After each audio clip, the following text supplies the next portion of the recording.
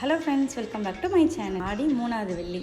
மனசில் ஏதாவது ஒன்று நினச்சிட்டு அம்மன்கிட்ட வேண்டிட்டு நம்ம கூழ் படைத்தோம் அப்படின்னா கண்டிப்பாக நம்ம நேர்த்திக்கடனை நிறைவேற்றி வைப்பா தாய். நான் இன்றைக்கி ஒரு நேர்த்திக்கடனுக்காக கூழ் செஞ்சுட்ருக்கேன். வாங்க எப்படி செய்யணும்னு பார்க்கலாம். ஏற்கனவே மிக்சியில் அரிசியை பல்ஸ் விட்டு அரைச்சி அதை கொஞ்சம் வேக வச்சுட்டு இருக்கேன் தனியாக பாத்திரத்தில்.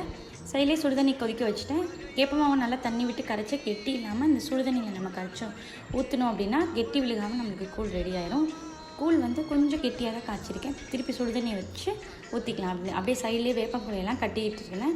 கரைச்சி வச்சுருந்த இந்த கூழோட ரெடி பண்ணி வச்சுருந்த அந்த அரிசியும் போட்டு நல்லா கிண்டிட்டு மாங்காய், கொஞ்சமாக வெங்காயம், அம்மன் கூழுன்றனால 4-5 வேப்பிலை வச்சு சாமி முன்னாடி படைச்சிட்டேன் நைவேத்தியத்துக்கு.